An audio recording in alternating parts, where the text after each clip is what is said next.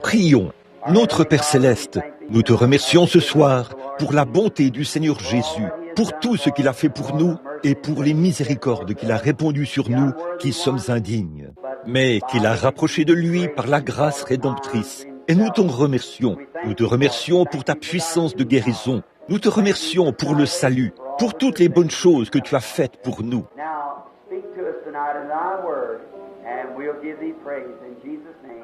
Maintenant, parle-nous ce soir dans ta parole, et nous te donnerons la louange. Au nom de Jésus, Amen. Je suis si heureux d'être de nouveau ici ce soir, dans ce service, et j'ai confiance que le Seigneur vous a infiniment béni aujourd'hui.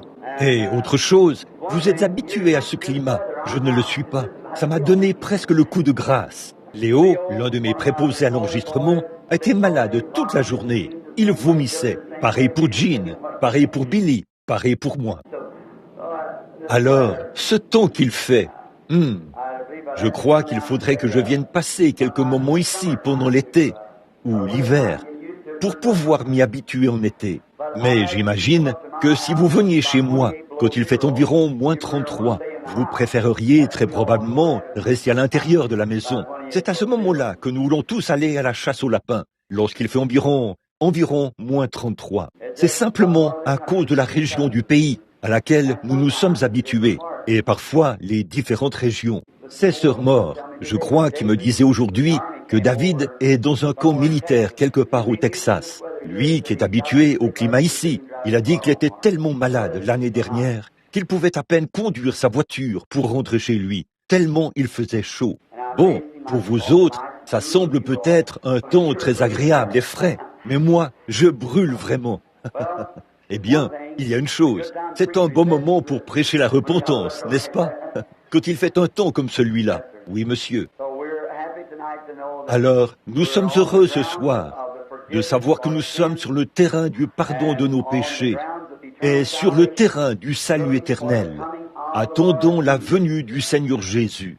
Je suis si heureux de savoir qu'un jour, il sera ici et que c'en sera terminé de tous les problèmes. Avez-vous vu qu'à Chicago, même après avoir administré leur vaccin Salk et tout, les cas de polio font rage, au point où, oh là là, c'est pire que jamais. Et on dirait qu'au moment où une chose commence, qu'elle devient une chose courante, eh bien une autre chose commence. Et on administre une sorte de médicament contre quelque chose. Et on a l'impression que ça va régler le problème. Et quelques années plus tard, ça mute et cause quelque chose de plus grave, qui tue presque le patient à ce moment-là.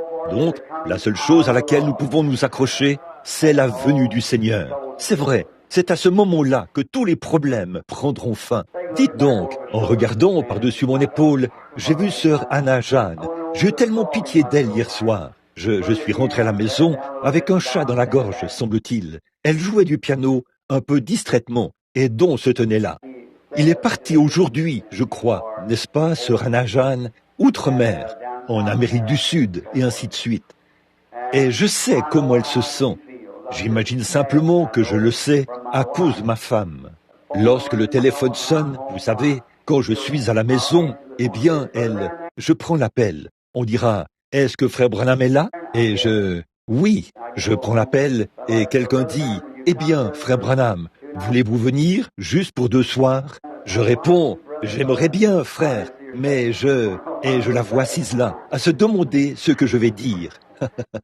Alors, je sais ce que tu ressens, Anna Jeanne, mais il y a une bonne chose. Je crois que la petite palmère que voici, son mari est aussi parti hier pour quelque part, très loin. Alors, que ces jeunes femmes soient bénies. Et souvenez-vous bien de ceci. Jésus a dit, celui qui ne quittera pas son père, sa mère, sa femme, sa fille, ses enfants, ou quoi que ce soit d'autre, pour s'attacher à moi, n'est pas digne d'être mon disciple. C'est vrai. Alors, Pierre a dit, nous avons tout quitté, nos femmes, nos enfants, nos foyers, pour te suivre. Qu'obtiendrons-nous dans le royaume? Il a dit, en vérité, je vous le dis, vous serez assis sur 12 trônes et vous jugerez les 12 tribus d'Israël.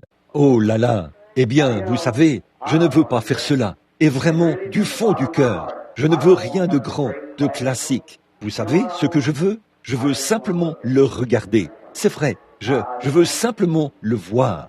Le vieil homme de couleur, il y a quelque temps, il avait été sauvé lors d'un rassemblement religieux en campement. Il est donc retourné là-bas, là où les gens de couleur du Sud avaient l'habitude d'aller. Ils avaient des réunions de chant le soir. Alors, le lendemain matin, il disait à tous les esclaves qu'il était libre. Oui, alors le patron l'a entendu le dire et il a dit « Qu'est-ce que j'ai entendu là, Sambo? Tu as dit que tu étais libre ?»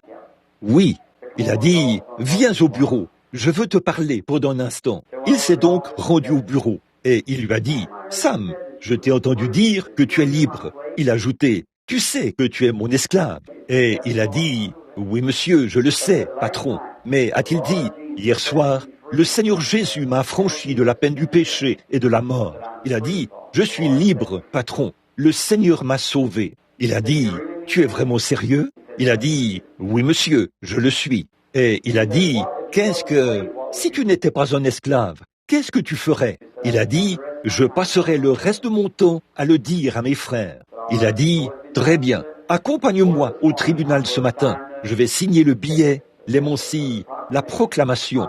Je vais t'affranchir pour que tu ailles prêcher l'évangile à tes frères. » Après qu'il a eu prêché pendant de nombreuses années, la mort a frappé à sa porte. Il était couché, malade et mourant, et beaucoup de ses frères blonds sont venus pour le regarder. Donc, ils l'ont regardé, et il était couché comme s'il était dans le coma. Au bout d'un moment, il s'est réveillé, a regardé autour de lui, les a tous vus et a dit « Voyons, ne suis-je pas déjà passé de l'autre côté ?» Il a dit « Je rêvais » ou quelque chose comme ça, que je venais d'arriver à la porte. On m'a dit « Alors, Sam, viens, je veux que tu mettes ta robe et ta couronne. » J'ai dit « Ne me parlez pas de robe et de couronne, a-t-il dit. Laissez-moi simplement me tenir là et le contempler pendant 1000 ans. Je pense que c'est à peu près ce que nous ressentons tous, n'est-ce pas? Nous ne voulons pas de couronne, pas de grandes choses. La seule chose que je veux faire, c'est simplement le regarder. C'est tout. Si je pouvais seulement contempler son visage, ce serait ma rétribution pour tous mes efforts, rien que de le regarder et de le voir. Alors, j'ai confiance, je crois, j'espère. Je fais tout mon possible pour qu'un jour je puisse le voir. J'ai toujours pensé combien j'aimerais simplement m'agenouiller à ses pieds et lui tapoter un peu les pieds. N'aimeriez-vous pas faire cela? Ça vous fait de lui tapoter les pieds et de vous demander lequel. Ces mêmes pieds que cette femme a lavé avec ses larmes et essuyé avec ses cheveux. Comme je me sentirais bien de simplement me tenir là et de tapoter un peu ses pieds. Je crois que je prêcherai pendant 100 ans pour pouvoir faire cela. Pas vous? Oui, monsieur. Et passer toute une vie à le faire. Maintenant, comme il fait chaud ce soir, et que ce n'est que le début de la semaine, là, et demain soir, s'il y a quelqu'un ici qui voudrait qu'on prie pour lui, eh bien, nous prierons pour les malades demain soir, si le Seigneur le veut. Bon, je ne blâme pas les gens de ne pas venir à l'église. Lorsqu'il fait si chaud, je ne crois pas que je viendrai non plus. Oh, comme il fait chaud! Alors, dans Romains, le chapitre 8, au verset 1, nous voulons nous pencher là-dessus pendant un petit moment. Romains 8, verset 1. Il n'y a donc maintenant aucune condamnation pour ceux qui sont en Christ, qui marchent non selon la chair, mais selon l'Esprit. Maintenant, notre Père Céleste, nous te prions à présent de faire en sorte que nous concentrions nos pensées sur l'Esprit de Dieu. Puisse-t-il nous conduire, comme nous ne savons pas quoi dire, mais tu fourniras les mots. Et je te prie de nous conduire pour que nous ayons une glorieuse réunion, Seigneur, dans laquelle la semence de Dieu descendra profondément dans le cœur de chaque personne. Ceux qui ne sont pas sauvés seront sauvés. Le pécheur, le rétrograde, sera appelé à revenir à Dieu, et les malades seront guéris. Car nous demandons ceci au nom de Christ. Amen. Conduit par l'Esprit de Dieu. Croyez-vous que les hommes de Dieu sont conduits par l'Esprit de Dieu? C'est vrai. Bon, Paul, s'adressant ici aux Romains, a dit « Il n'y a donc maintenant aucune condamnation pour ceux qui sont en Jésus-Christ. » Là, qui ne marchent pas selon... Si vous êtes en Jésus-Christ, alors vous ne marchez pas selon la chair, mais selon l'esprit. Bon, vous savez, c'est dangereux quand on y pense, de voir que bien des fois, des chrétiens qui sont remplis du Saint-Esprit continuent de marcher selon la chair. Le saviez-vous? Ils le font. Et là, le Saint-Esprit les quitte, comme nous l'avons dit. On voit parfois des gens, quelqu'un se lève et parle en langue, et cela viendra de Dieu. Et un autre se dit peut-être, gloire à Dieu, moi aussi, je peux le faire. Ça, c'est la chair. Voyez, il faut être conduit par l'Esprit. Voyez, c'est ce que je disais l'autre jour dans un séminaire luthérien, lorsque frère Jack et moi sommes allés les visiter. Ils posaient des questions au sujet de ces dons divins, et je leur ai dit comment je procédais dans mon église. Je vois souvent cela, et j'ai l'impression que les gens du plein évangile qui croient en ces dons, non seulement eux, mais il y a beaucoup d'églises baptistes, et beaucoup de ces gens parlent en langue. Certainement. Charles Fuller, ils ont le parler en langue à Long Beach, mais et l'interprétation aussi. Il en a parlé à la radio tout récemment. Il a dit combien il parlait en langue et interprétait les langues, a-t-il dit. Mais s'il n'y avait pas d'interprète, eh bien, c'était la chair. Mais il a dit que quand quelqu'un parlait, tous les autres restaient très silencieux, là, et attendaient pour voir quelle en était l'interprétation. Or, voici comment on procédait chez nous, après que j'ai reçu le Saint-Esprit, et que j'ai vu que ces choses étaient destinées à l'Église. Nous voyons que si quelqu'un parlait en langue, et qu'il n'y avait pas d'interprète, nous leur demandions de rester, de se taire. C'est vrai, ils ne sont pas censés parler en public de cette manière. Mais alors, lorsqu'il devenait un interprète, que quelqu'un pouvait interpréter, bon, nous ne voulions pas d'un tas d'absurdités. Il fallait que ce soit authentique. Alors, nous demandions à tous ces gens de se réunir, tous ceux qui avaient des dons, ceux qui avaient des révélations, ceux qui avaient la parole de prophétie, et ceux qui avaient l'interprétation et le parler en langue. Et ils se rassemblaient à l'église environ 1 heure avant le début du service à l'église. Ils venaient pour leur propre ministère, et ils s'asseyaient dans l'église. Ils restaient tranquilles, et le Seigneur donnait un message. Eh bien, avant que ce message soit reçu et communiqué à l'église, il fallait qu'il y ait là 3 personnes qui aient l'esprit de discernement. Et il fallait que 2 de ces 3-là attestent que c'était de Dieu. Sinon, ce message n'était pas du tout pris en compte. Mais alors, il ne fallait pas que ce soit une citation des Écritures, ou parce que Dieu nous a dit de ne pas multiplier de vaines paroles. Il fallait que ce soit un message destiné à quelqu'un dans l'Église. Sinon, ce n'était pas reçu. Alors, disons par exemple comme ceci. Quelqu'un se levait et disait « Ainsi dit le Seigneur, ce soir, à la réunion, une dame viendra avec un bandage autour de la tête. Elle a été impliquée dans un accident de voiture il y a 5 ans et elle n'arrive pas à trouver la guérison. Et on l'amène d'un certain endroit. Demandez à frère Untel, dès qu'elle sera arrivée, ils viendront du Michigan, de lui imposer les mains, car ainsi dit le Seigneur, elle sera guérie. Maintenant, tout le monde restait tranquille. Au bout d'un moment, l'un de ceux qui avaient l'esprit de discernement disait « Je crois que c'était du Seigneur ». Puis un autre « Souvenez-vous, votre parole est en jeu, là ». L'autre disait « Je crois que c'était du Seigneur ». Très bien, on prenait cela en note et on le déposait sur ma chaire. Pendant tout ce temps, j'étais en prière dans la pièce. Très bien. Et tout d'un coup, quelqu'un d'autre parlait en langue et donnait un message et disait « Ainsi dit le Seigneur, dites à frère Henry Jones de quitter l'endroit où il se trouve, parce qu'il y a de grands arbres là-bas, car ainsi dit le Seigneur, demain après-midi, vers 14 heures, un ouragan soufflera et renversera tous ces arbres. Dites-lui de se mettre à l'abri. C'est ainsi dit le Seigneur. » Il fallait que ce soit destiné à quelqu'un, que ce soit un message destiné à l'Église. Bon, si l'un des interprètes ou l'un des hommes avec le discernement disait « Je crois que ça vient du Seigneur » et que l'autre disait « Je crois que ça vient du Seigneur », eh bien, s'il faisait cela, alors on mettait cela par écrit et on le déposait sur la chaire. Et quand j'arrivais là, juste avant le début du service, je présentais ces messages à l'église. Les gens qui avaient exercé le discernement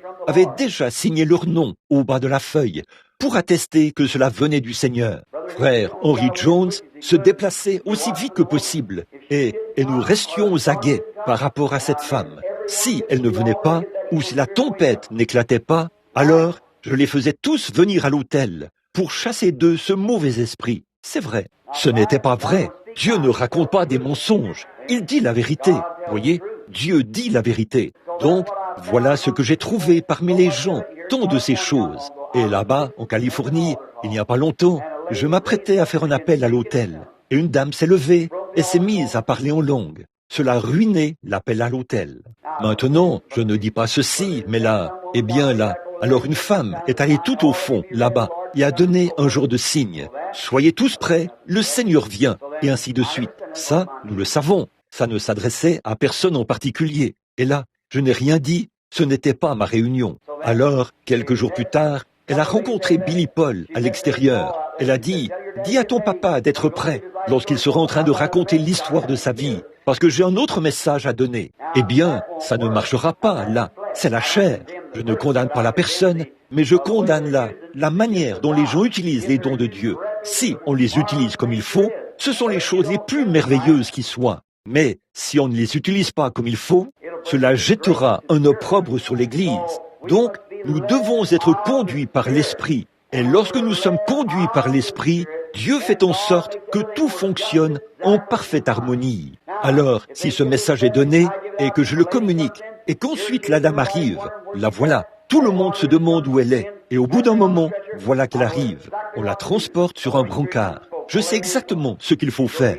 Le Saint-Esprit a déjà parlé. Allez lui imposer les mains, elle sera guérie. C'est exactement ce qui se produit. Puis, le lendemain, frère Henry Jones s'éloigne de ces grands arbres, ou de la voie ferrée, où il y aura un accident, ou il ne va pas à ce point-ci pour y faire une certaine chose, ou quoi que ce soit d'autre. Et le lendemain, nous voyons ces choses arriver parfaitement, comme annoncé. Alors nous disons, merci Seigneur Jésus de nous avoir prévenus. Nous t'aimons parce que tu es avec nous et que tu opères tes signes et tes prodiges. Nous t'aimons, nous t'adorons et nous déversons sur toi toute l'adoration de notre cœur pour avoir été si bon envers nous. Voyez? Alors, si ces dons sont utilisés comme il faut, ils servent à l'édification de l'Église. Quand un homme du peuple viendra parmi vous et qu'il observera et verra que ces choses arrivent comme ça, vous verrez que des frissons lui parcourront le dos et il ira se mettre en règle avec Dieu. Oui, mais quand ces choses sont mal interprétées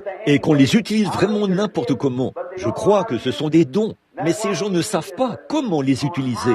Et c'est de ça que nous avons besoin, d'un enseignement sur la manière d'utiliser les dons de Dieu. C'est pour ça qu'ils ont commencé à disparaître peu à peu. C'est parce que les gens ne les utilisent pas correctement. Il est donc indispensable pour nous de faire cela. Paul a dit qu'il avait mis l'Église en ordre. Il a dit exactement comment, la manière de procéder. Nous essayons de faire exactement la même chose dans notre Église. Eh bien, maintenant, depuis que je suis parti, il y a maintenant un pasteur méthodiste là-bas. Il y a eu un baptiste juste avant moi, ou juste après moi plutôt. Maintenant, c'est un frère méthodiste qui la dirige et il n'enseigne pas ces choses. Il laisse tout simplement se contente de prêcher l'Évangile, de faire un appel à l'autel et il rentre à la maison. Mais ce dont l'Église a besoin ce soir, c'est de savoir comment maîtriser ces dons, voyez, car des esprits mauvais peuvent s'introduire et parler, autant que les bons esprits peuvent parler. Vous savez ça. Alors, il faut avoir l'esprit de discernement pour reconnaître cela. Il l'avait à l'époque de la Bible. Eh bien, s'il ne procédait pas ainsi à l'époque, pourquoi Paul a-t-il dit qu'une personne devait en juger, que les gens devaient en juger et tout? Ces dons de prophétie, tout cela doit être mis en place correctement, puisque Satan peut imiter tous les dons que Dieu a, tous les dons, il peut en faire une imitation. Alors, il faut savoir reconnaître ce qui est vrai et ce qui est faux, et c'est à ses fruits qu'on le reconnaît. Observez pour voir si la chose arrive, si c'est la vérité ou non, et c'est comme ça que vous reconnaissez l'Esprit. Or, des fils de Dieu, nous sommes conduits par l'Esprit de Dieu. Il n'y a donc maintenant aucune condamnation. Vous n'avez pas à vous inquiéter de ces choses. Pour ceux qui sont en Jésus-Christ, qui ne marchent pas selon la chair, vous dites, « Oh, alléluia, je peux parler en langue. Gloire à Dieu, je peux faire ceci. » Non, non, c'est la mauvaise attitude. C'est la mauvaise attitude. Ne faites pas ça. Voyez? Mais voici ce qu'il en est de ceux-là. Il n'y a aucune condamnation pour ceux qui sont en Christ, qui marchent non selon la chair, mais selon l'Esprit. Maintenant, la chose suivante, c'est comment accède-t-on à ces dons spirituels? La Bible dit, nous avons tous été baptisés dans un seul esprit, pour former un seul corps. Et ce corps c'est le corps du Seigneur Jésus-Christ. Eh bien, il s'agit là d'une forte déclaration pour un prédicateur des baptistes libres. Mais je crois qu'il y a un seul Seigneur, un seul baptême et un seul appel. Et je crois que ce seul baptême n'est pas le baptême d'eau. Je crois que c'est le baptême du Saint-Esprit, que nous sommes baptisés dans le corps de Christ, non pas par l'eau, mais par l'Esprit. 1 Corinthiens 12. Et nous sommes, les fils et les filles de Dieu sont conduits par l'Esprit de Dieu, après qu'ils ont été baptisés dans le corps des croyants. Oh, comme c'est merveilleux! Oh, combien le péché a ouvert le cœur du Seigneur Jésus et nous a donné cette effusion de sang qui a coulé de lui, de sorte que, par la vie qui se trouve dans ce sang, nous retournions, par le baptême du Saint-Esprit, dans le corps de Christ. Oh là là, ça vous fait oublier la chaleur qu'il fait. Remarquez, et pendant que vous êtes dans ce corps, vous êtes tout aussi libre de la condamnation que lui. Vous n'aurez jamais à subir de jugement. Dieu a fait en sorte que les jugements s'abattent sur son corps. Et si vous êtes en lui, Dieu ne peut pas vous juger. Il vous a déjà jugé quand il a jugé Christ. Amen. Et vous ne pouvez plus subir de jugement. Christ a subi votre jugement. Une fois que vous êtes baptisé dans le corps de Christ, vous êtes affranchis du jugement de Dieu. La colère de Dieu passera par-dessus vous. C'est ce qu'il a dit. Quand je verrai le sang, je passerai par-dessus vous. C'était l'agneau du sacrifice. Le sang était appliqué en forme de croix sur le linteau et le poteau de la porte. Et c'était le signe que la mort ne pouvait pas entrer dans cette maison. Et quand la mort essaie de nous frapper, cette séparation d'avec Dieu, alors le sang est appliqué par le Seigneur Jésus-Christ. Et l'eau de la mort ne peut pas nous l'enlever. Non, monsieur, car là, nous sommes libres. Nous sommes en Christ et conduits par l'Esprit de Christ. Conduits, beaucoup d'hommes, et presque tous les hommes, je dirais tous les hommes qui ont fait quelque chose de bon dans cette vie, ce sont des hommes et des femmes qui ont été conduits à faire les vaillantes choses qu'ils ont faites par l'Esprit de Dieu. Je pense que ce soir, l'un des plus grands généraux que l'Amérique ait jamais connu, c'est Stonewall Jackson. Je crois qu'il n'y a jamais eu un général comme lui depuis le temps de Josué. Pourquoi est-il arrivé à faire cela? C'était un homme vaillant, un homme de prière. Il arrêtait tout. Il demandait même à tous ses généraux et tout de ne même pas prendre leur petit déjeuner, ni rien, et de rester face contre terre à chercher Dieu. Oui, monsieur, le général Grant, Stonewall Jackson, c'est à lui que je pense, plutôt qu'à Grant.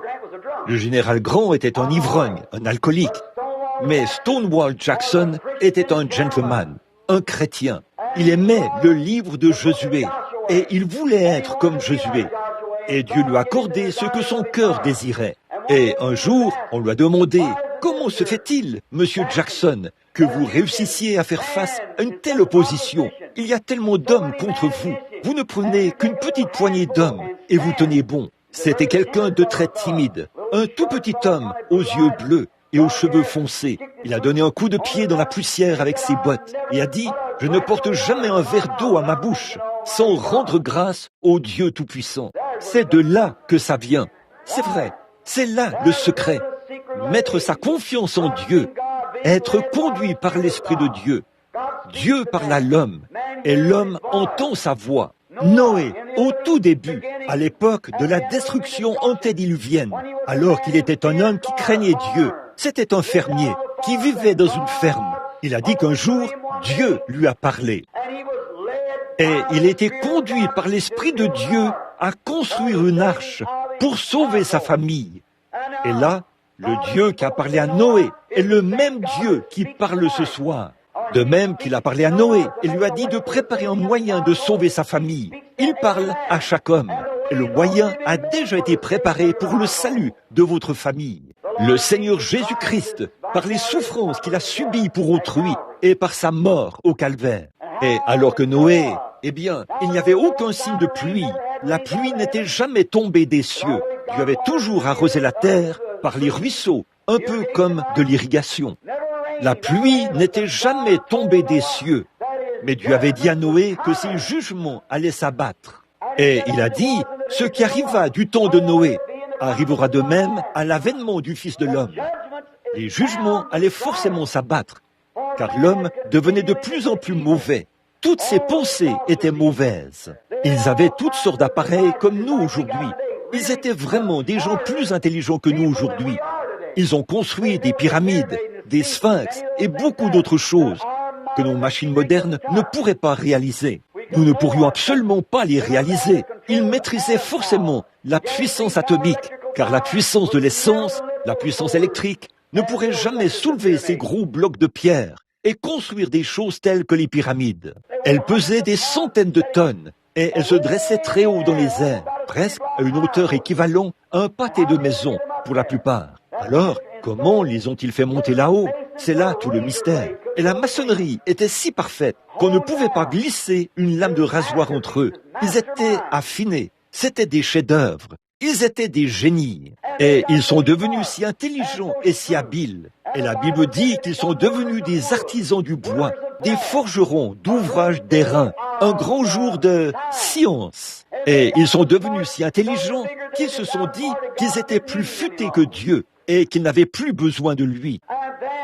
Et alors, Dieu, ne voulant pas qu'aucun périsse, a parlé un jour à un homme dans les champs, Noé, et lui a dit de construire une arche afin de se protéger du jugement. Dieu l'a conduit à le faire.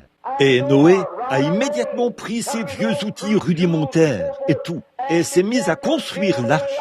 Et alors qu'il avançait dans la construction, Dieu l'instruisait sur la manière de procéder. Je me suis souvent posé des questions au sujet du type de bois qu'il avait dit d'utiliser pour la construire. Quel type de bois était-ce? Du bois d'acacia. Je me suis demandé de quelle essence il s'agissait. Une fois, en lisant sur le sujet, j'ai découvert qu'il s'agissait, je crois que le bois de gopher est ce qu'il avait dit d'utiliser pour la construire, du bois de gopher. Et d'après ce que j'ai lu au sujet de ce bois de gopher, c'est le bois le plus léger au monde, comme le balsa. C'est vraiment léger. Et si vous mettiez cela dans l'eau, ça coulerait immédiatement. Si vous l'imbibiez d'eau, il coulerait jusqu'au fond. Et là, quand nous voyons que Dieu lui a dit de l'enduire de poids, en dedans et en dehors, et pour pouvoir l'enduire de poids, on battait un autre arbre pour en extraire la résine, qu'on faisait bouillir et qu'on versait dans les pores de ce bois qui était si ouvert et vidé. Et cette résine remplissait ses pores, et on enrobait ce bois et le rendait si dur qu'il était aussi dur que l'acier aujourd'hui. Quel beau type de l'Église aujourd'hui! Elle a été entièrement vidée. Les choses du monde ont disparu. Le cœur était complètement vidé. Et Dieu a battu un homme de notre espèce, Christ. Il a subi notre jugement. Et par le sang du Seigneur Jésus, par le Saint-Esprit, il le verse et remplit chaque fissure, chaque endroit où le monde a été ôté. Le Saint-Esprit le remplit, le purifie et le scelle. Amen. Jusqu'à ce jour-là, contre les jugements ardents de Dieu. Frères, sœurs, tant de gens se moquent du baptême du Saint-Esprit. C'est la seule chose qui vous sauvera, rien d'autre. Dieu n'a pourvu d'aucun autre moyen, si ce n'est que les hommes et les femmes soient remplis du Saint-Esprit et qu'ils soient conduits par le Saint-Esprit. C'est exact. Dieu a entièrement enrobé son Église. Souvenez-vous, cette poix qu'on y versait, cette résine qui était enduite en dedans et en dehors de ce bateau, imprégnait complètement cela, le rendait solide au possible et préservait du jugement. Amen. Oh là là, l'eau était le jugement de Dieu, c'est vrai. Et la seule chose qui l'empêchait d'entrer, c'était la poix. Et la seule façon pour nous d'échapper à la fureur et au châtiment, au jugement de Dieu, c'est de nous vider et de laisser le Saint-Esprit nous gonfler à bloc en nous remplissant du baptême de l'Esprit. Et en ce jour-là, souvenez-vous, la chose même dont il s'était moqué alors que Noé y travaillait et y versait de la poix, cette chose même dont il s'était moqué, c'était la chose même que Dieu l'avait conduit à faire. Il se moquait de cela. Et la chose même que les hommes et les femmes remplis de l'Esprit sont conduits à faire aujourd'hui, le monde s'en moque. Il dit que ce sont des absurdités, car c'était la seule chose Alléluia! C'était la seule chose qui séparait Noé du jugement. Le sang de Christ, par le Saint-Esprit, est la seule chose qui séparera l'Église du monde. Les dénominations, les barrières et tout le reste, et l'instruction n'y arriveront jamais. Il nous faudra avoir le baptême du Saint-Esprit dans notre cœur pour qu'il se répande devant Dieu et se vide. Une fois que Dieu a rempli cette personne, alors elle est conduite par le Saint-Esprit. Amen. J'aime ça.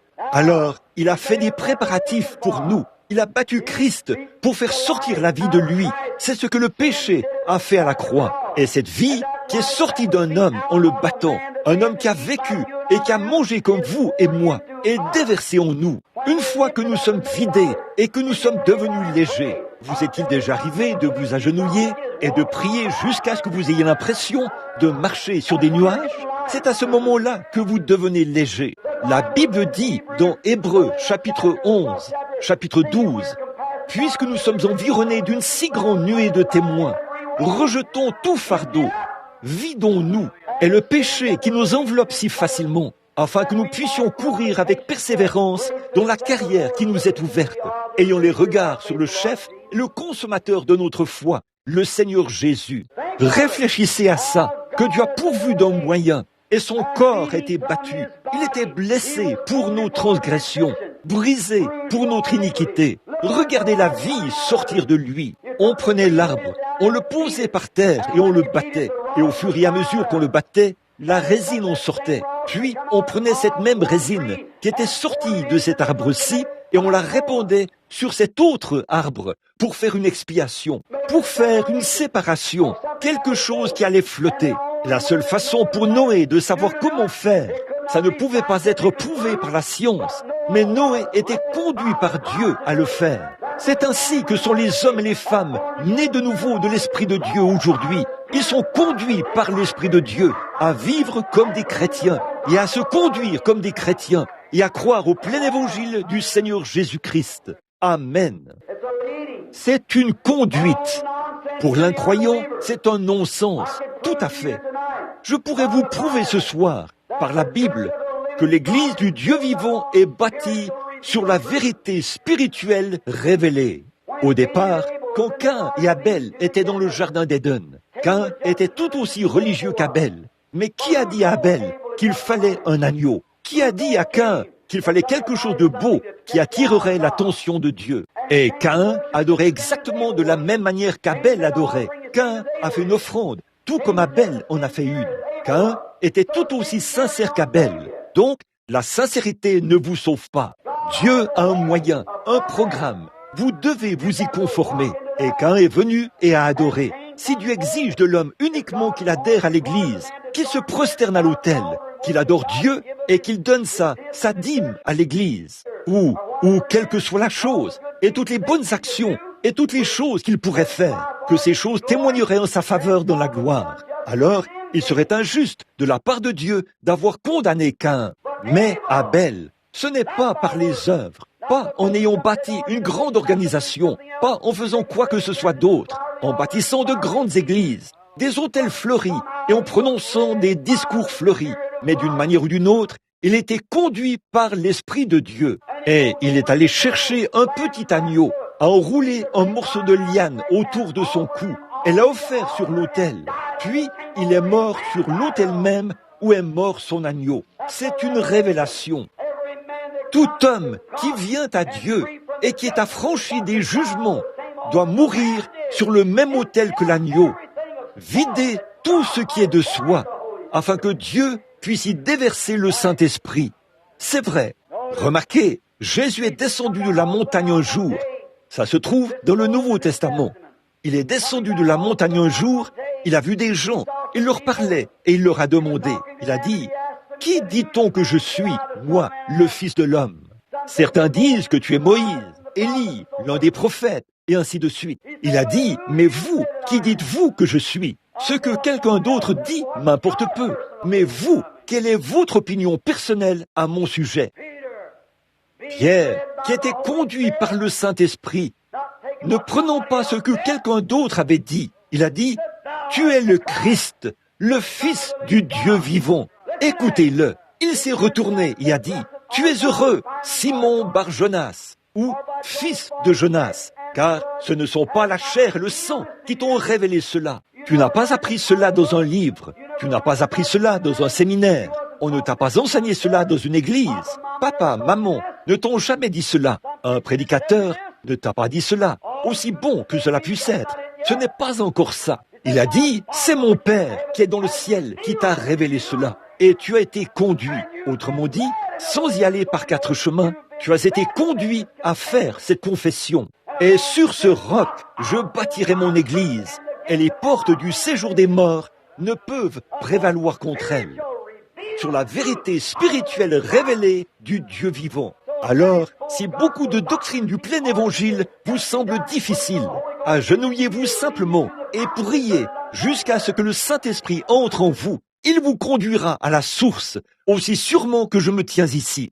Oh là là, si vous vous avancez simplement vers la source et que vous vous videz pour que Dieu puisse vous remplir, conduit par l'Esprit, les fils et les filles de Dieu sont conduits par l'Esprit de Dieu. Abraham, le vieux patriarche, âgé de 75 ans, et Sarah, 65.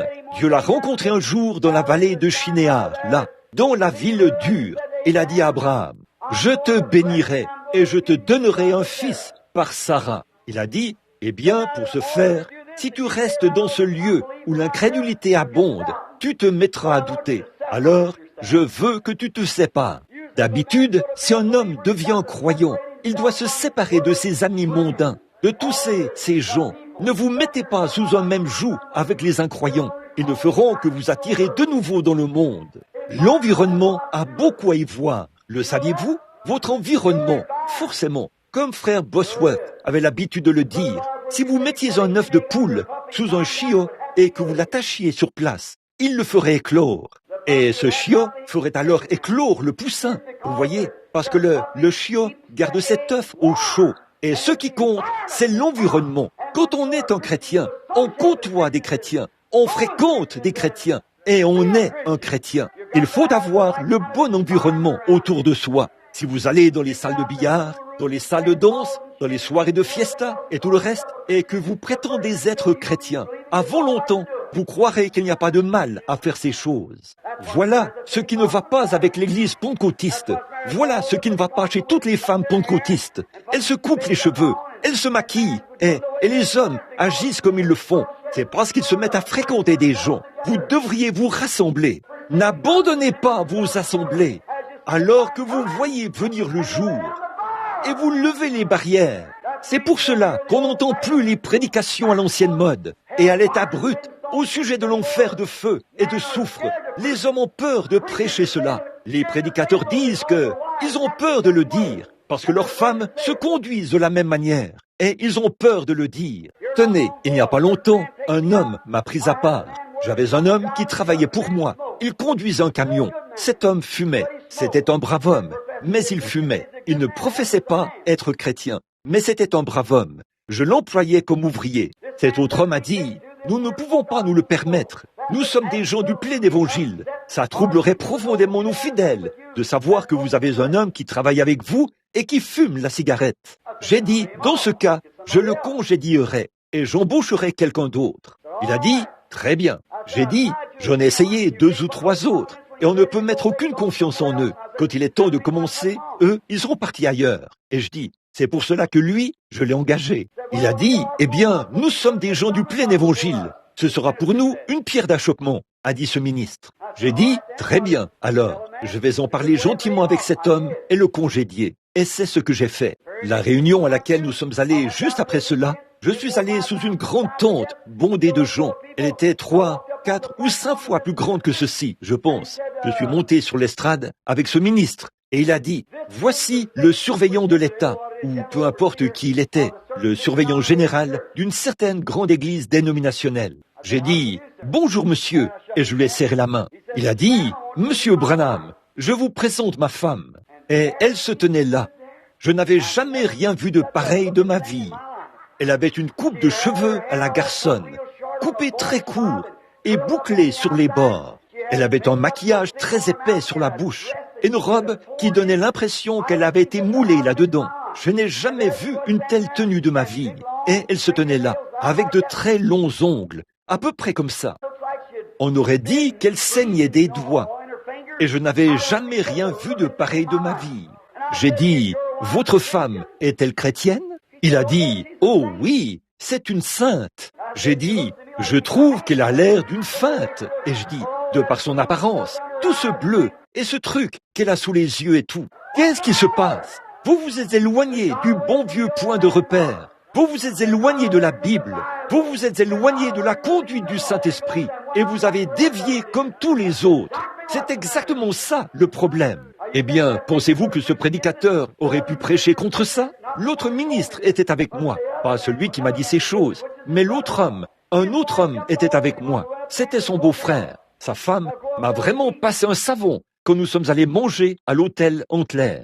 Elle a dit, « Écoutez, frère Branham, vous allez détruire votre ministère. » J'ai dit, « Je veux vous demander quelque chose, madame. Quand mon ministère sera détruit en prêchant l'évangile, qu'il soit détruit. » C'est ce que j'ai dit au sujet d'un vieil homme de couleur une fois. On lui a dit, « Bon, écoute bien, Sambo, que je te le dise. Ne prêche surtout pas sur l'enfer de feu et de soufre et sur le baptême du Saint-Esprit. » A-t-on dit, « Cela va certainement détruire ton église si tu le fais. » Il a dit, « Écoutez, patron, si jamais il y a une église qui est détruite en prêchant sur l'enfer de feu et de soufre et sur le baptême du Saint-Esprit, vous me ferez savoir où se trouve cette église. N'est-ce pas, patron? » Il a dit, « Je vais vous dire ce que je vais faire. Je vais grimper là, à l'extérieur, poser ma grande main noire sur sa tour et dire, « Heureux dès à présent les morts qui meurent dans le Seigneur.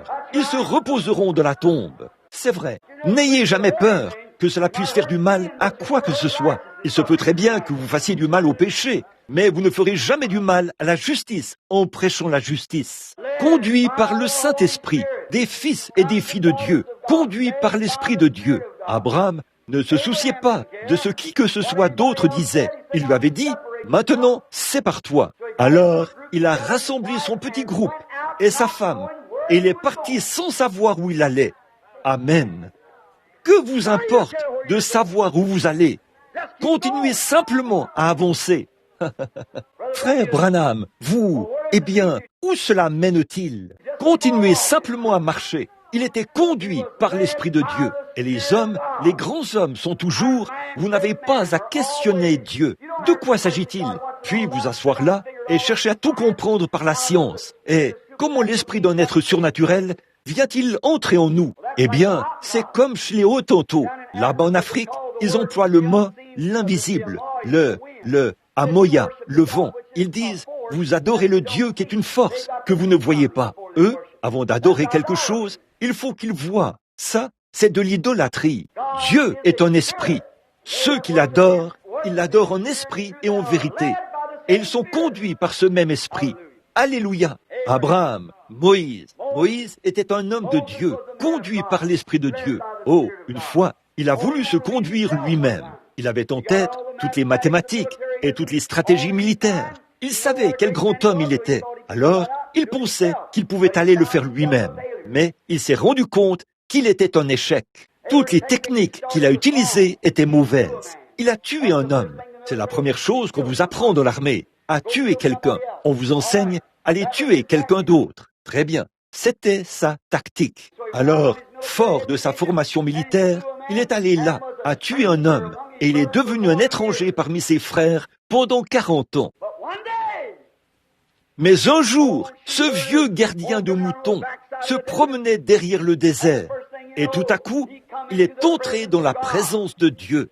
Et à ce moment-là, le Saint-Esprit est descendu là, sur un buisson ardent, et en 5 minutes, il a appris à Moïse plus de choses sur sa conduite que il a dû sortir de lui tout le côté militaire et mettre en lui le vrai et authentique Saint-Esprit pour qu'il puisse être conduit par l'Esprit. Je veux vous faire remarquer que Moïse était un lâche. Malgré toute sa formation militaire, malgré toute sa théologie, malgré toute sa compréhension de la Bible, sa mère lui avait enseigné dès son enfance que ce qui allait arriver, qu'il allait être l'émancipateur de cette grande nation d'Israël.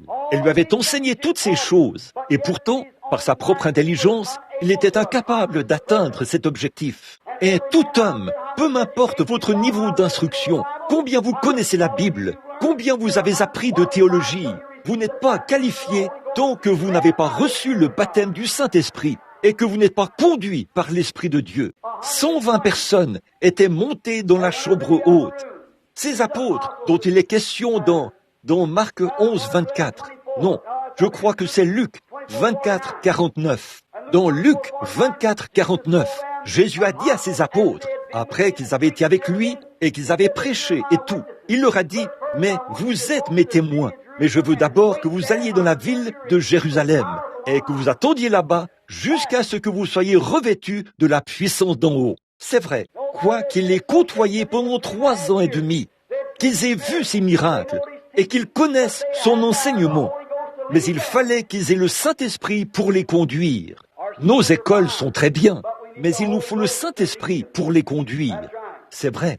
Maintenant, comme Moïse, quand vous avez le Saint-Esprit qui vous conduit, le Saint-Esprit vous conduira dans certaines des choses les plus ridicules que le monde ait jamais vues et vous fera faire les choses les plus ridicules auxquelles le monde ait jamais pensé. On vous considérera comme étant un peu dérangé dans la haute société. Souvenez-vous-en, s'ils ont persécuté les prophètes qui vous ont précédés, ils vous persécuteront. Jésus a dit, « Heureux serez-vous, réjouissez-vous et soyez dans l'allégresse, car grande sera votre récompense dans le ciel. » Remarquez, comme c'est merveilleux. Persécuter, eh bien, c'est ce qu'ils feront à cause de la singularité de vos actions. Maintenant, prenons un instant. Voici un homme qui a reçu toute la formation militaire. Il a en lui toute la théologie du séminaire.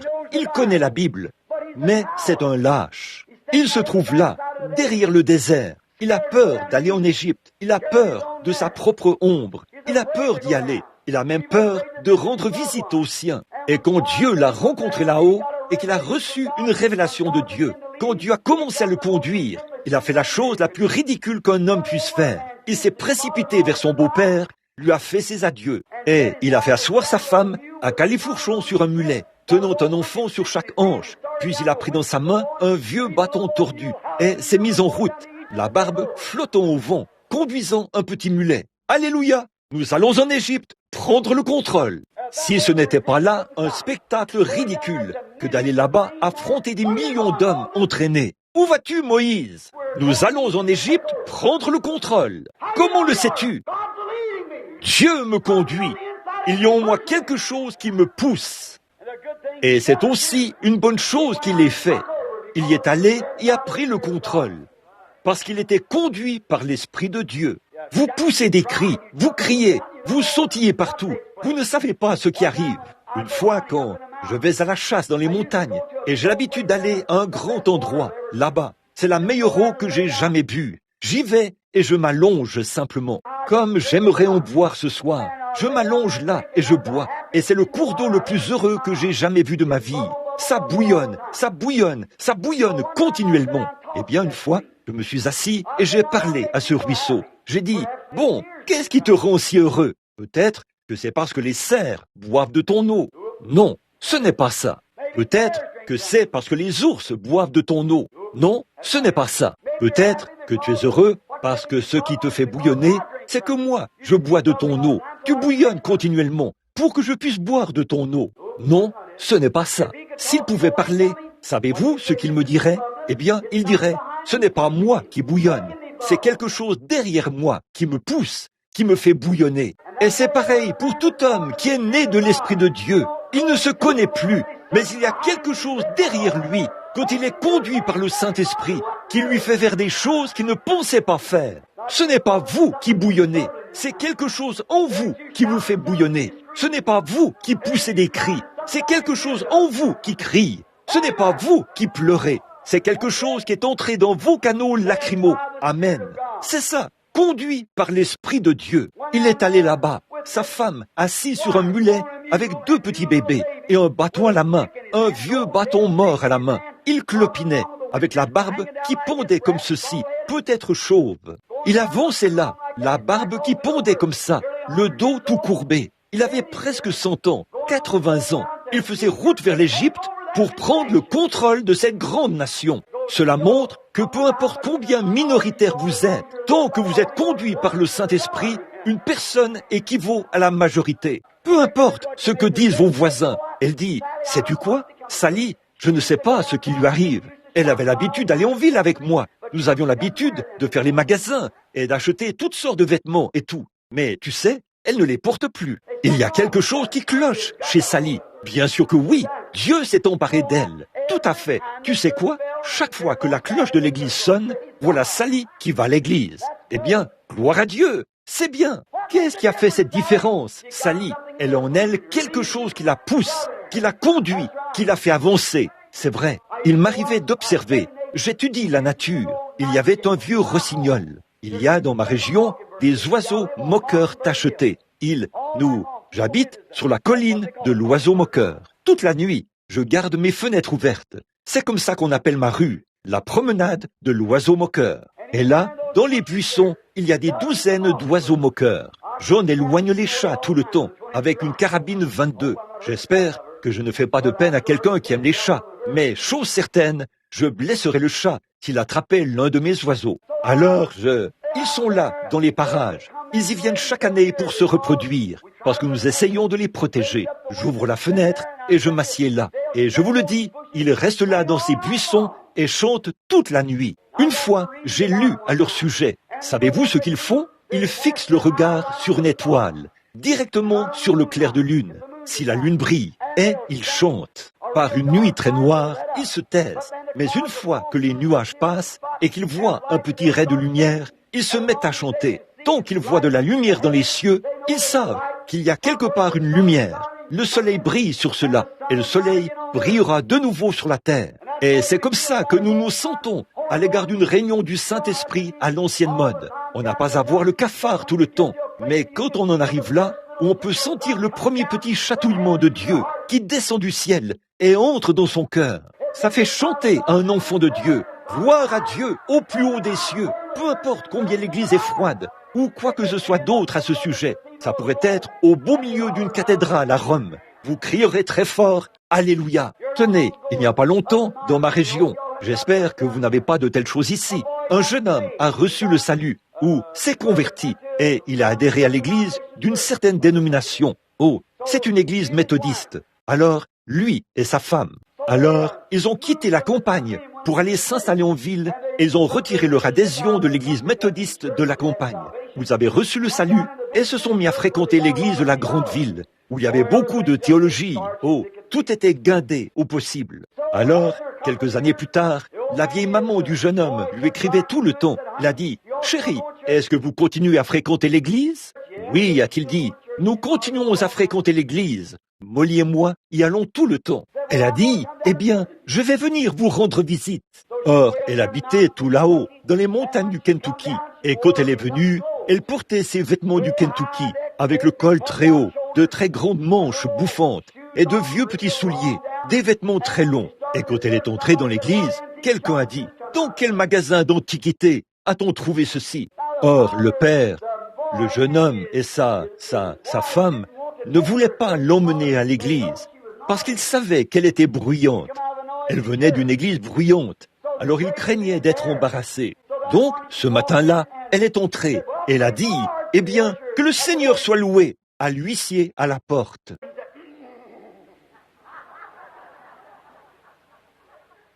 Il a fait, « Oh là là, là vous avez, c'est votre théologie. » Alors, elle s'est trouvée un siège et s'est assise. La jeune dame, sa belle-fille, a courbé la tête. Elle avait le visage tout rouge. On aurait pu allumer une allumette sur ses oreilles. Son fils regardait ailleurs. Vous voyez, il s'était retrouvé dans le mauvais groupe. C'est tout. C'est ce qui vous arrive aussi quand vous vous retrouvez dans le mauvais groupe. Oh, c'est tellement sournois. Ça se présente de manière si subtile. Mais c'est juste que vous vous trouvez au mauvais endroit. Au bout d'un moment, le prédicateur a dit, « Chers amis, a-t-il dit, nous avons un seul Rédempteur, c'est le Seigneur Jésus. » Elle a dit, « Amen !» Il a fait, « Oh là là !»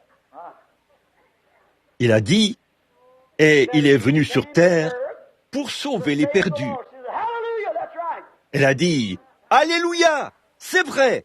Alors, il a fait signe de la tête à son diacre. Le diacre est allé lui parler. Il a dit, eh bien, madame, nous aimons que vous veniez à l'église, mais vous interrompez le pasteur. Si vous ne restez pas tranquille, nous serons dans l'obligation de vous mettre à la porte. Elle a dit, autant le faire tout de suite, parce que je ne peux pas du tout rester tranquille. Amen. C'est ça.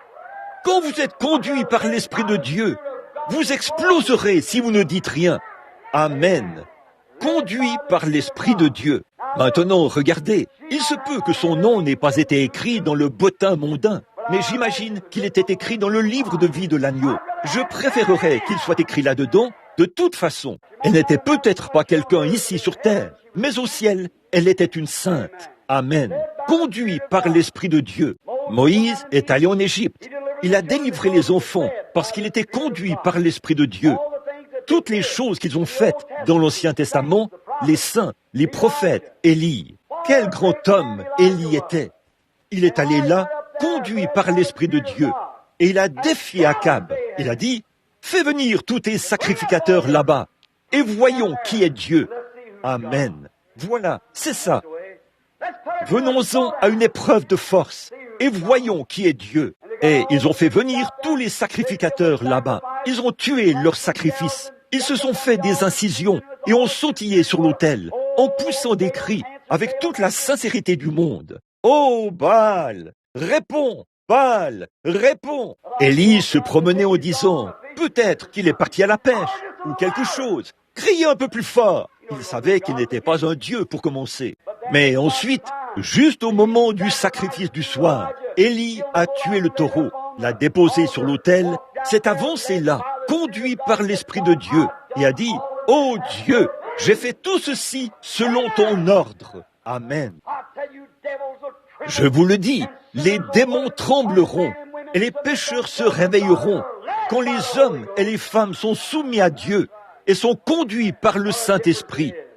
Comme c'est différent. Bon, donc, il a fait l'offrande, et il a dit, « Dieu d'Abraham, d'Isaac et de Jacob, exauce-moi. » Et à peu près à ce moment-là, le feu de Dieu s'est mis à tomber, parce qu'il était conduit par l'Esprit de Dieu. Ces hommes et ces femmes, ceux qui sont conduits par l'Esprit de Dieu. Il n'y a aucune condamnation pour eux.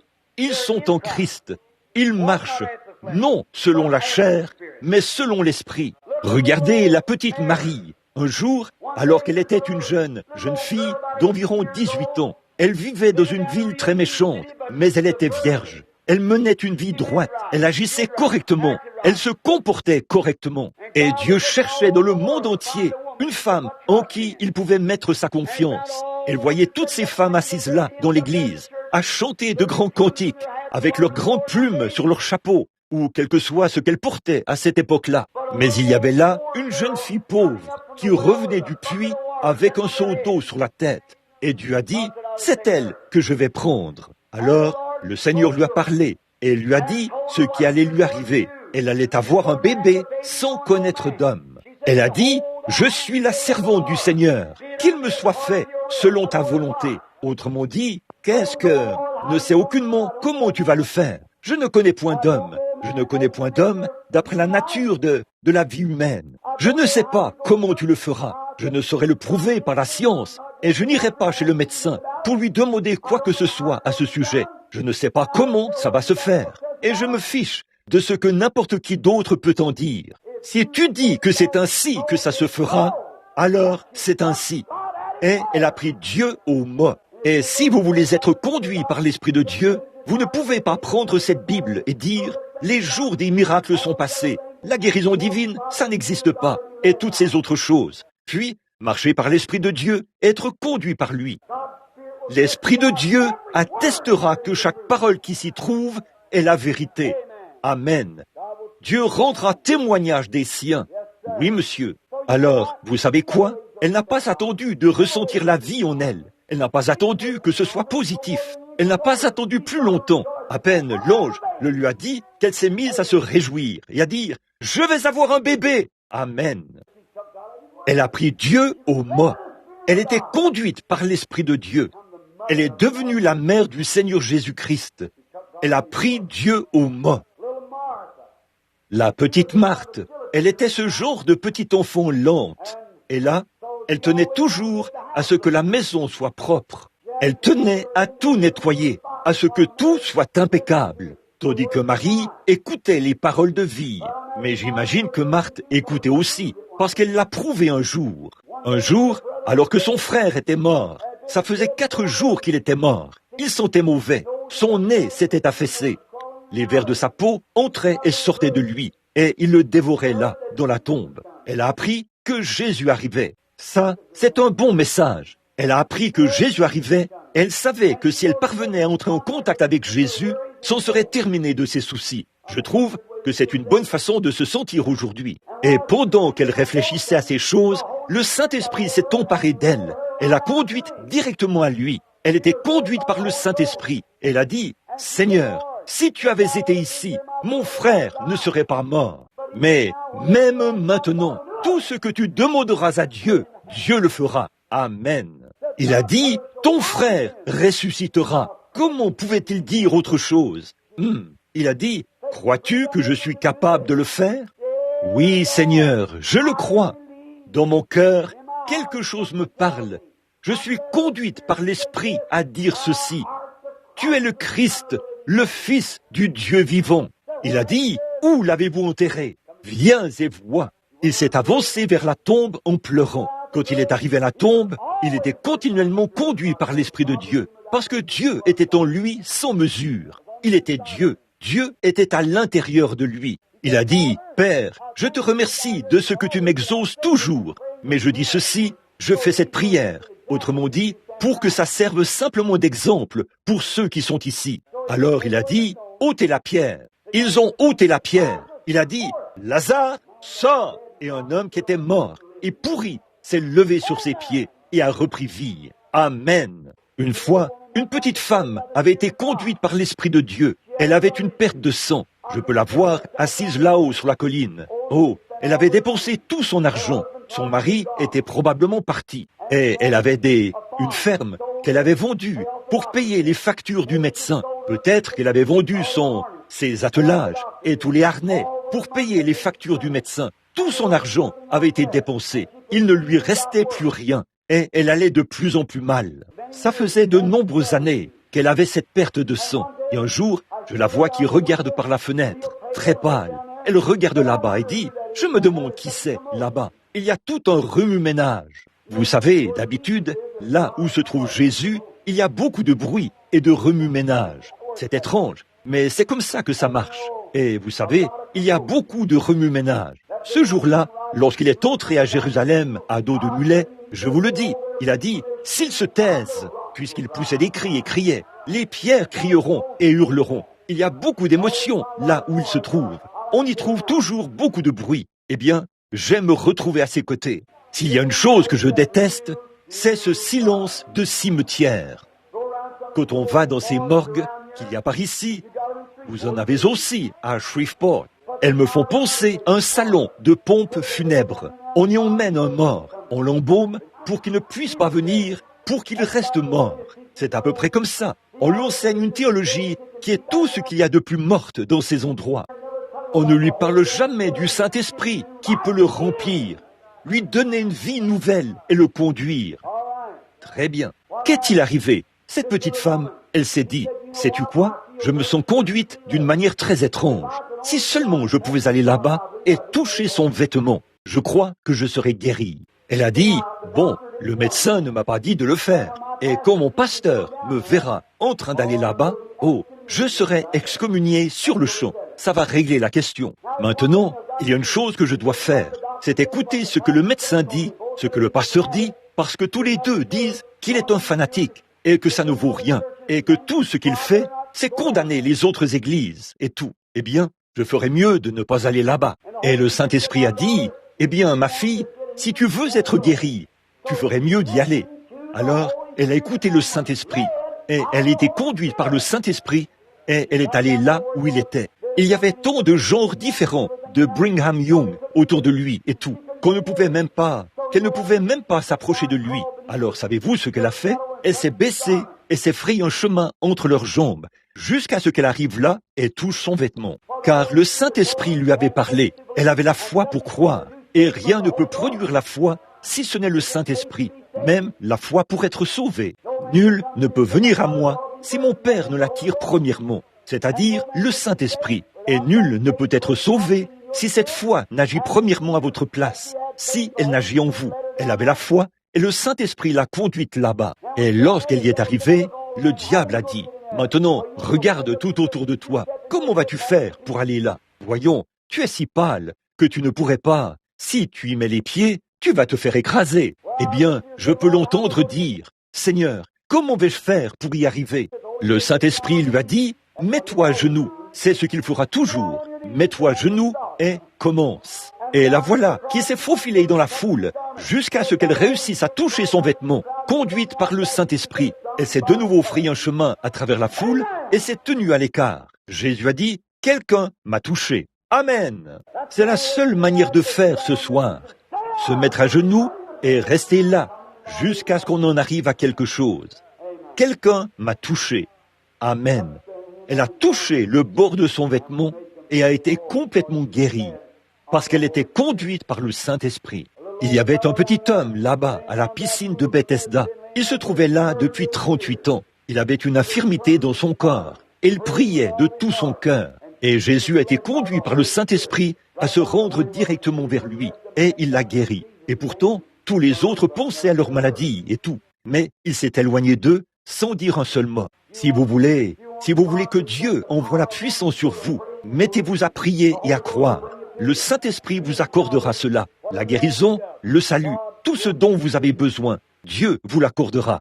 Je peux voir un groupe de gens craintifs. Ils étaient 120.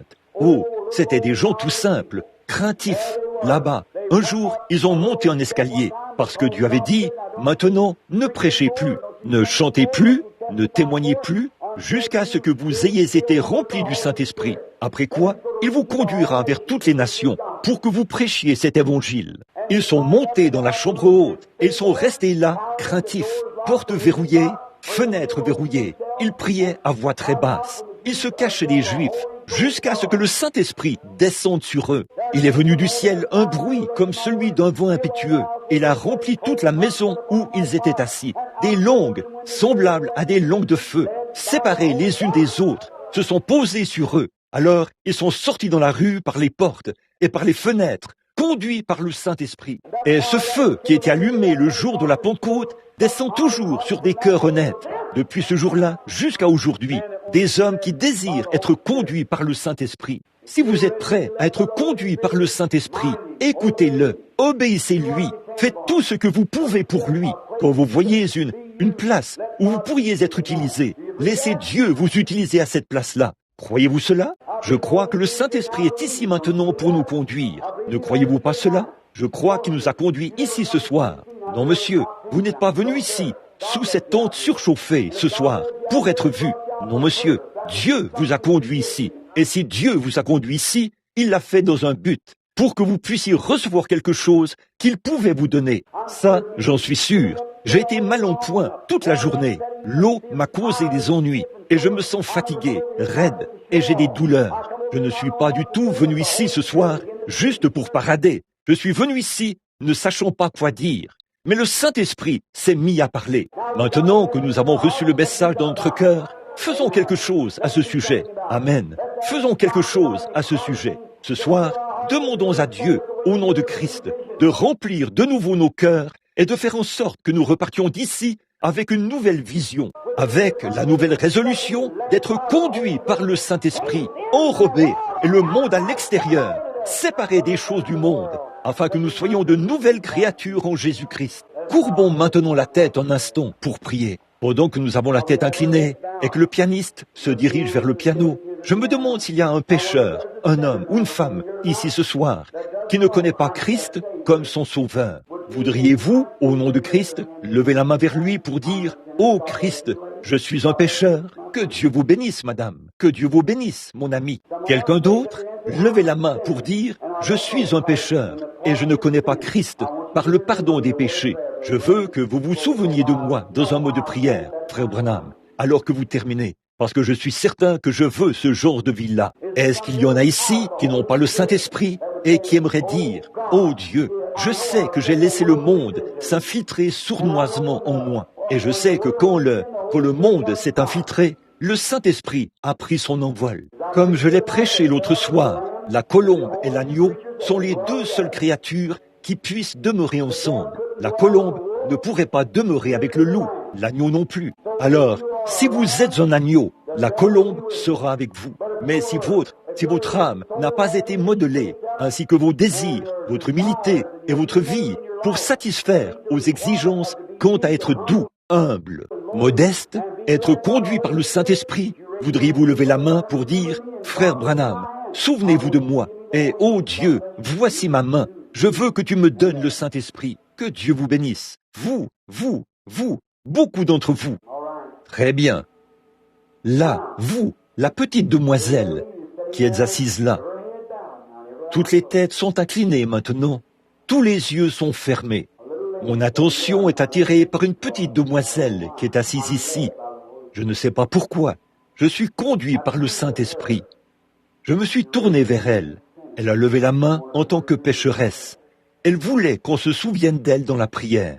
On m'a appelé il y a quelques instants pour me demander de prendre un vol demain matin pour me rendre au chevet d'une jeune fille d'une vingtaine d'années. Le cancer a commencé dans ses hanches et elle se meurt. Alors, voilà, la pauvre petite. Je me demande si elle est sauvée. Oh là là, si elle ne l'est pas et qu'elle doit aller rencontrer Dieu dans cet état-là. Eh bien, mon ami, un de ces jours, nous devrons tous rencontrer Dieu. Et, chère sœur, voulez-vous lui abandonner votre vie ce soir? Et quelque chose vous a appelé à le faire, là. Vous n'auriez pas pu le faire de vous-même, parce que Jésus a dit que vous ne le pouviez pas. Il a dit, nul ne peut venir si mon Père ne l'attire. Et tous ceux qui viendront, je leur donnerai la vie éternelle. Je veux que vous soyez vraiment sincères et que vous priez. Et parce que vous avez eu un désir dans votre cœur.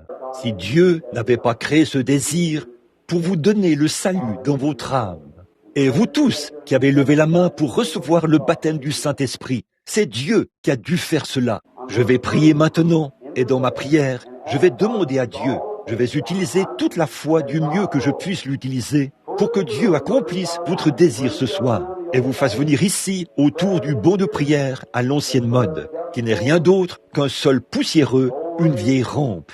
Mais frères, il y a maintenant des taches de larmes là-dessus. J'étais sauvé devant l'un d'eux, un autel où les pécheurs repentants ont le regard tourné vers le sol. Et je l'ai dit hier soir, j'ai vu le Saint-Esprit venir ici sur l'estrade.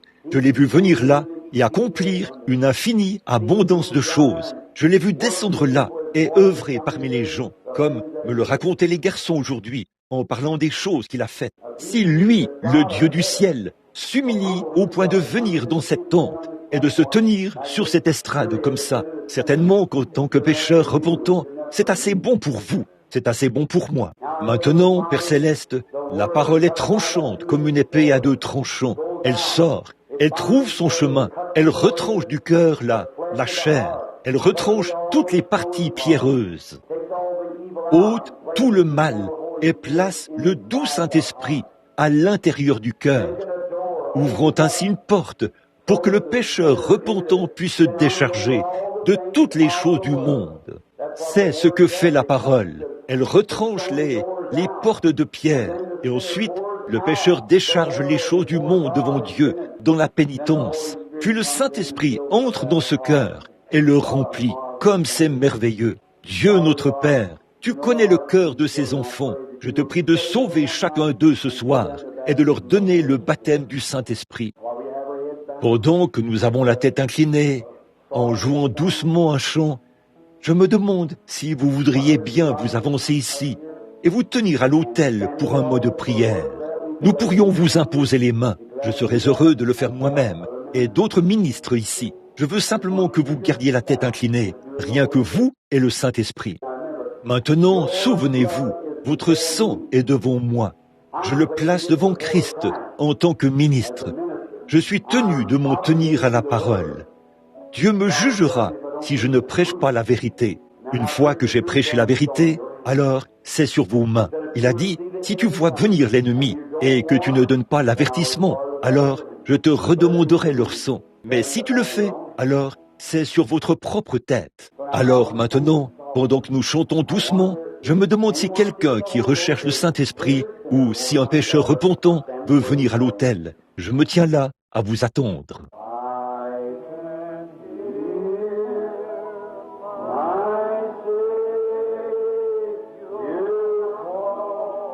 Que Dieu vous bénisse, petite femme. Qu'elle soit bénie, cette charmante petite femme. Que Dieu vous bénisse, frère. Que Dieu vous bénisse, sœur. Que Dieu vous bénisse. Que Dieu vous bénisse, frère. Venez de ce côté, c'est ça.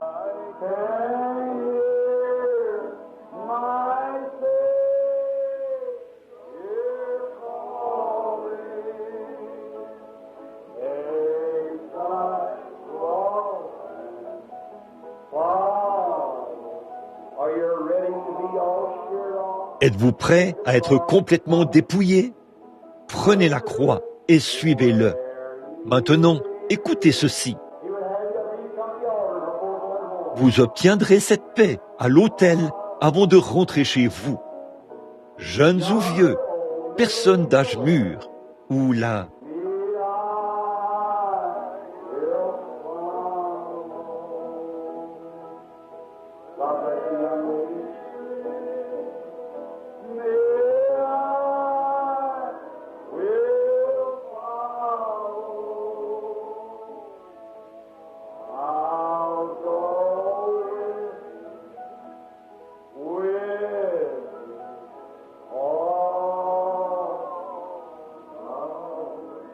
Êtes-vous vraiment sérieux? Êtes-vous vraiment sérieux sur le fait que vous le suivrez encore une fois?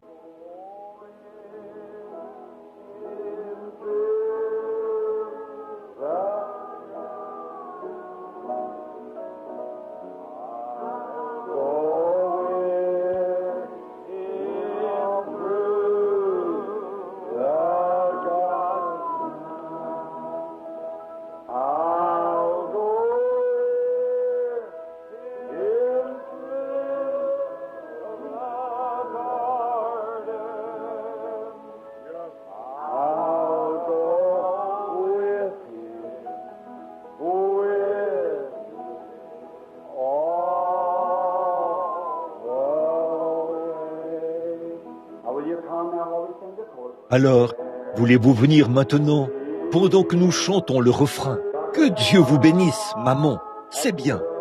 Quelqu'un d'autre ressent-il la conviction du Saint-Esprit en voulant être conduit? Notre Père vous a-t-il conduit à venir à l'autel ce soir? Avancez-vous ici et recevez Christ comme votre Sauveur.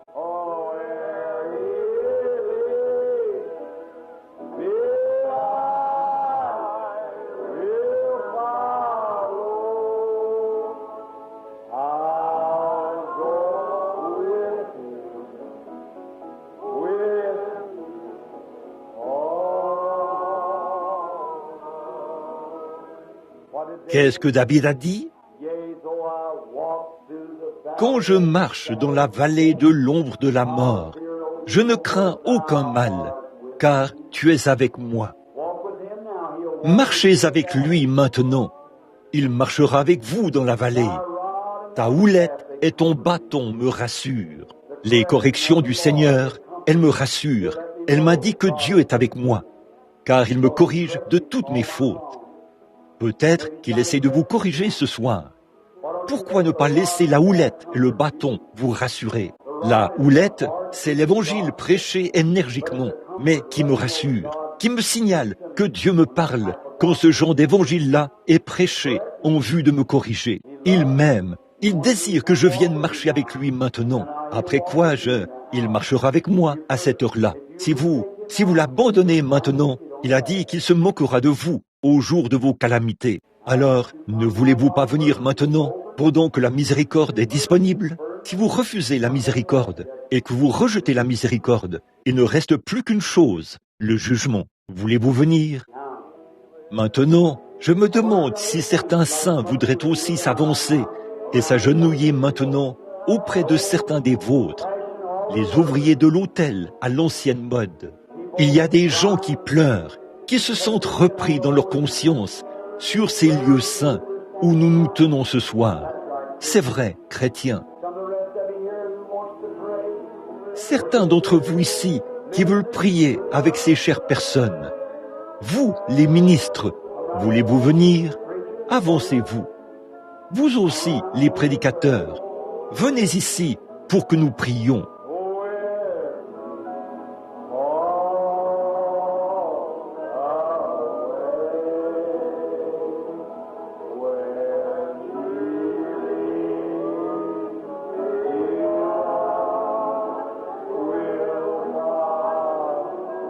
Dieu accorde-le. Pécheurs, venez vous joindre à eux.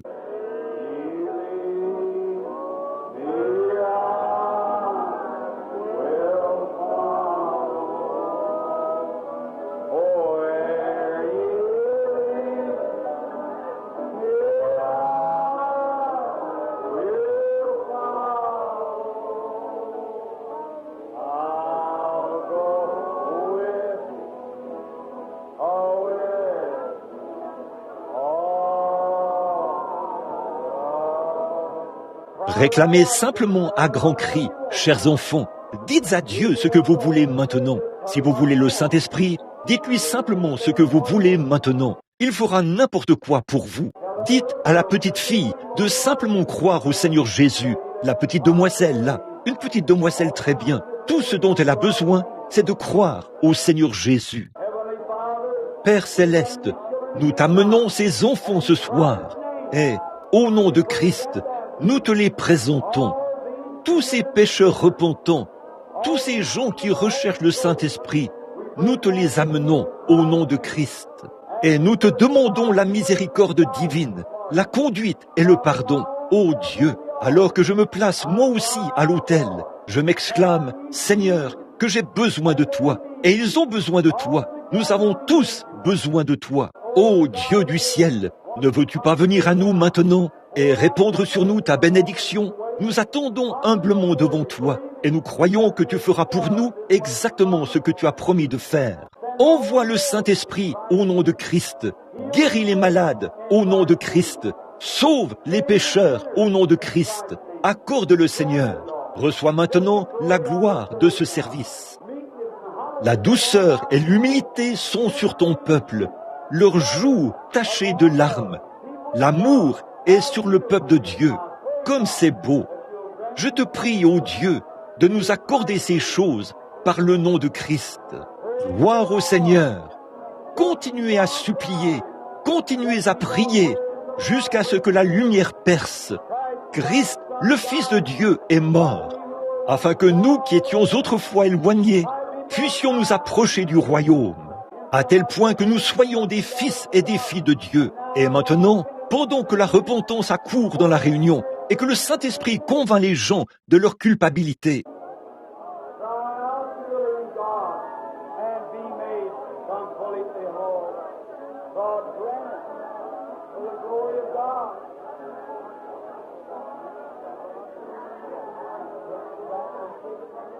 poussez des cris vers le Dieu vivant et soyez complètement rétablis. Accorde-le au Dieu pour la gloire de Dieu.